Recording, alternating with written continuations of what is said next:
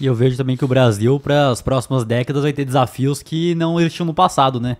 Então já tem estados, se não me engano, era Alagoas e Espírito Santo, que em 2027 começa a encolher já. De população. 2042, o Brasil vai começar a encolher. A gente já bateu o ponto, né? O encolhimento da população absoluto, é encolhimento da população em idade de trabalho.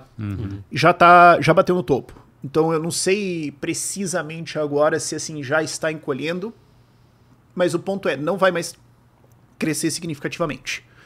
A gente já bateu no teto, talvez vai crescer mais, sei lá, 1%, 2%, mas a gente está no topo da curva e agora começa a cair ao longo dos próximos anos. Então a gente é um país que envelheceu antes de enriquecer. Então a gente vai japanificar, só que sem a riqueza do Japão. Exato, o que tinha que ter sido feito foi na época do boom das commodities, que realmente dava pra ter empurrado mesmo. É que a gente não teve um boom de commodities só, a gente teve um boom demográfico. O que o Lula pegou foi o seguinte, foi a queda da taxa de desemprego, né, saindo do fim de Fernando Henrique Cardoso ali, pegando o primeiro mandato e meio do Lula. Foi um boom demográfico, porque foi um monte de gente entrando em idade de trabalho, então começando a ganhar mesmo que um salário mínimo, alguma coisa assim, durante um boom de commodities, tudo mais, controle de inflação, e aí você tem a população trabalhadora subindo, o PIB vai subir. Agora, quando você faz o per capita, a queda foi muito mais baixa, a alta foi muito mais lenta, foi muito mais comedida. E a maior parte do nosso crescimento de PIB dos últimos 20 anos não foi de produtividade, foi demográfico. Foi o número de pessoas trabalhando subindo. Não a produtividade de cada indivíduo subindo. Foi muito pouco isso aqui. E agora a gente está num estágio em que só vai ser ganho de produtividade, basicamente. E, conforme a população de trabalho cai, você tem que ter um X ganho de produtividade para empatar. Se você... Porque, né, quando você tem gente saindo, o resto tem que trabalhar. Tem que produzir mais para certo? conseguir. Então, se você crescer produtividade abaixo disso, você encolhe. Então, a gente vai ter que suar para ter um ganho de produtividade que a gente historicamente não teve. Quando você exclui o crescimento do agro de produtividade do Brasil, o crescimento de produtividade de indústria e serviços é praticamente nulo nos últimos 20, 30 anos. Pensa o quão dementado é isso. Realmente. Tipo, a gente tem iPhones na mão das pessoas agora, a gente tem smartphones na mão das pessoas agora, onde elas conseguem acessar todo o conhecimento que já existiu, e a produtividade nossa não mudou em relação aos anos 2000. O quão surreal é isso, sabe? Por quê? Porque o Estado tá engolindo. Tudo que foi ganho extra, o Estado engoliu em aumento de impostos, inflação, o que for. E também improdutividade criada por legislação, né? Que legislação vai tornando as coisas mais difíceis. Então, assim, a gente tem que ter esse ganho e para fazer isso você tem que atrair investimento, você tem que ser um país altamente competitivo. E o que já seria difícil antes, agora vai ser mais difícil, porque agora o cara vai falar, cara, por que eu vou investir no Brasil aí que vocês estão fazendo reforma e tudo mais quando tem o Javier Milei do outro lado aí? O que eu ganho, cara? E certas reformas vão ser cada vez mais impopulares. Então você pega uma reforma da Previdência. Se a maior parte da população é idosa, como é que você vai reformar essa porra?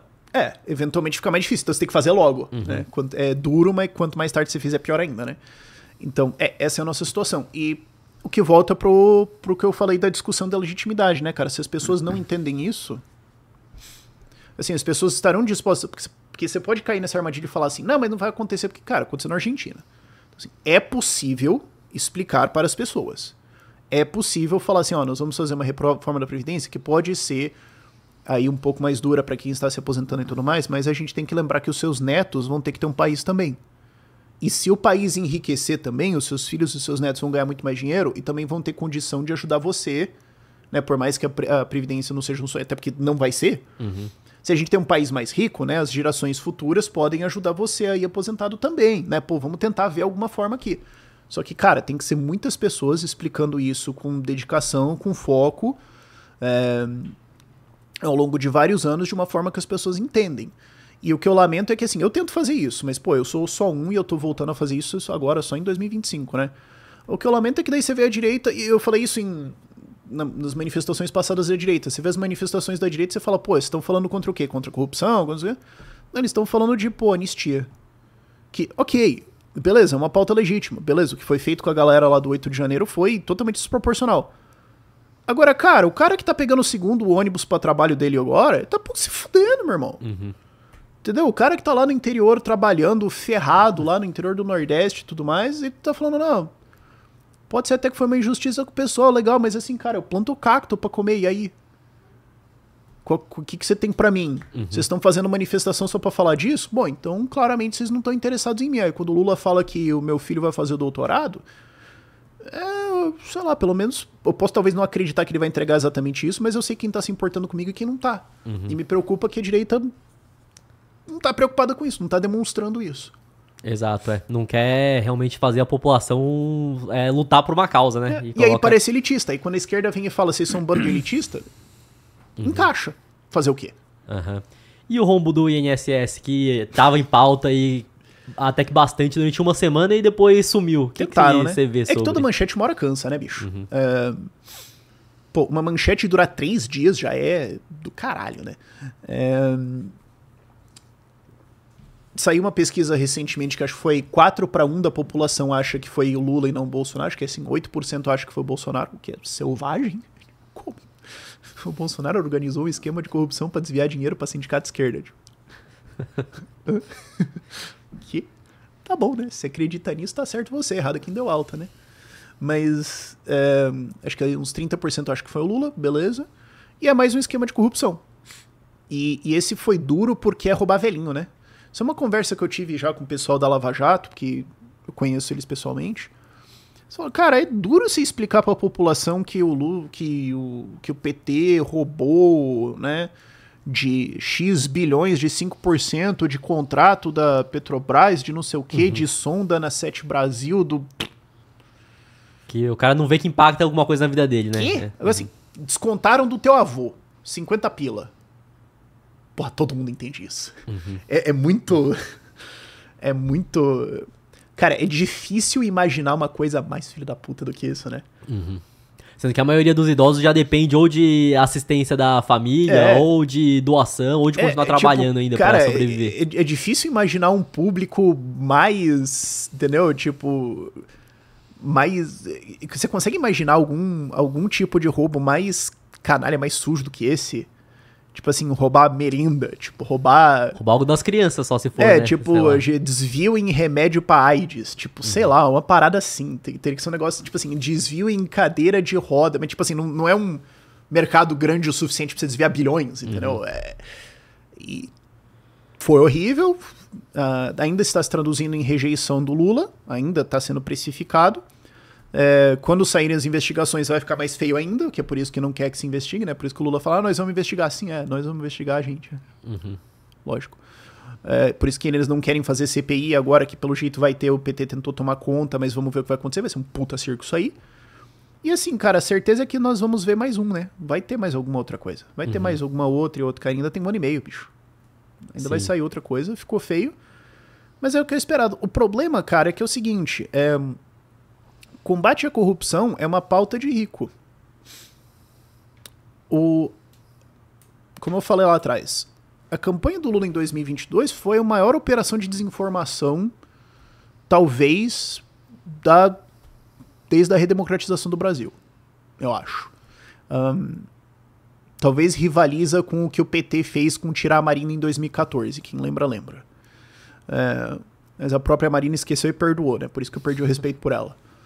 Eu respeitava ela, assim, apesar de diferenças, eu respeitava ela. E quando ela voltou pro Lula, depois do que eles fizeram com ela em 2014, eu falei, cara, se você não se respeita, bicho, não sou eu que...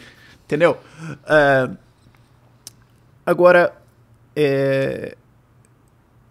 voltando ali, o Lula foi essa puta campanha de desinformação ali e colou. Agora... Qual que é o futuro disso, cara? Não consigo muito bem entender o que vai ser ali que eles vão fazer. E o Brasil tá nisso. A dificuldade é como é que a gente vai consertar isso e eu sinto falta desse discurso, cara. Eu sinto falta desse debate. Realmente, né? Que eu, sinceramente, não vejo hoje pode acontecer, igual aconteceu na Argentina, mas algo que vá conseguir consertar aí o que precisa ser consertado aí no curto prazo. Precisa ter alguém pra explicar, cara. Acho que o mais simples seria piorar muito mais, aí a pessoa já não vê solução nenhuma e aceita... Por essa lógica, a Venezuela seria ANCAP. Mas não sei, né? Não basta a existência do pecado, tem que ter alguém ali pra pregar, cara. Entendeu? E mesmo tendo alguém pra pregar, eu fazia essa analogia muito quando eu era ateu e depois que eu me converti eu fiz ainda mais, né, pô. Se você é cristão, o que você acredita? Você acredita que o literal Filho de Deus veio pra terra, ressuscitou Lázaro na frente de todo mundo, tava curando todo mundo e falou, bicho, ó, o que vocês precisam fazer tá nesse folhetinho aqui. Vocês podem prestar atenção e tudo mais, mas dá pra resumir numa folhinha aqui, ainda assim mataram o cara. E daí levou uns 200, 300 anos ali de pregadores explicando pro pessoal, até o pessoal daquela região falar assim, pô, pensando bem, eu acho que ele tinha um ponto, né? Eu acho que ali nós erramos. Entendeu? Faz Então, sentido assim, um pouco. e era uma mensagem simples, a gente tem uma mensagem complicada. Dá pra explicar? Dá. Eu acho que o brasileiro já é inatamente capitalista? É, mas precisa ter alguém que traduza ali. Se esse cara aparecer, ele consegue resolver isso fácil? Consegue. Eu tenho uma porrada de críticas ao Pablo Marçal, mas o fato é que o discurso dele ali tava certinho. De prosperidade, dar uma lacrada anti-esquerda, CLT na cara do Boulos, faz uns memes, gritaria e tudo mais. Cara, era uma receita beleza, né? Não obstante, né, ter divulgado fake news, tornado inelegível, todas as porcaria que ele fez. Se ele tivesse só feito aquela parte, Acho que teria funcionado, eu acho. Se era só prefeito com papo de presidente. Né? Às vezes já conseguia ser prefeito e conseguiria sair ainda pra tentar presidente ainda, do jeito que... Só que às vezes parecia. o seu maior inimigo é você mesmo, né? Mas... que é o mesmo discurso do Lula ali, é só que, curiosamente, eu acho fascinante porque que a direita não adota esse discurso, cara. E eu acho que o Novo podia aprender sobre isso muito, né? Uma coisa que eu falo muito com a galera, com os nossos candidatos, é que assim, a gente tem o técnico, a gente tem o certinho ali, né? Os nossos resultados em Minas Gerais, nas nossas cidades mostram muito bem que a nossa gestão funciona. Mas a gente só precisa conseguir explicar isso direito, né? Sem falar, assim, de pautas de... Porque é o que eu tava falando, né? Corrupção é uma pauta de rico. Né? A campanha do Lula se resumiu ali a rouba mais faz. Claro, ele não faz, mas ele promete, né? Tipo, a campanha do Lula em 2022 foi isso, assim, disfarçadamente. Foi falar assim, teve isso, mas ele é fascista e vai dar um golpe e eu vou te dar picanha. Porque a realidade é que o eleitor mediano acha que todo mundo é corrupto. O eleitor médio acha que o Zema, Marcel Van Hatten, Tarcísio e o Lula são igualmente corruptos. Isso é o que o eleitor médio acha. Então, tanto que... Note que a tática do PT nunca foi se defender de corrupção. Foi apontar corrupção no outro cara também. Falou assim, tipo, você tá me acusando de A, B e C também? Mas ele também tem A, B e C. Então eu empatei. Isso não é né? Isso não é mais um critério. E agora eu vou te prometer um monte de coisas grátis e ele não. Ganhei. Essa é a estratégia eleitoral presidencial do PT. E funciona. Não dá pra dizer que não funciona. Funciona. Eles só perderam no Haddad. Porque era o Haddad. Porque aí... Porque era um... Porra, foi uma confluência gigante e ainda assim nós suamos, entendeu? Nós somos frio ali. Então, só o eleitor rico, assim, mais educado, liga pra corrupção. A galera de baixo fala, eu sei que existe, eu sou contra. Mas daí, pô? Acho que tem que ser o simples mesmo. Quem que vai melhorar a minha condição material aqui no dia a dia? Quem que vai me dar um emprego melhor? Quem que vai melhorar a minha vida? Quem que vai tirar meu filho disso aqui? Quem que vai melhorar a saúde? Saúde é uma pauta pra caramba. Educação não é uma pauta porque... E isso é legal, você tem esses trackings de Big Data, eles mostram isso. A população desistiu da educação. A educação não é mais uma pauta que você fala assim, eu vou melhorar a educação. Todo mundo ali fala, não vai, deixa. Virou uma pauta de rico, de achar que a gente vai fazer, não vai. Você tem que falar disso, conseguir falar como que você vai entregar isso. Quem conseguir fazer isso, leva. A questão é que o PT sempre vai conseguir prometer 1000 maravilhas, e se a direita não falar de como nós vamos consertar ou salvar isso, fudeu, cara.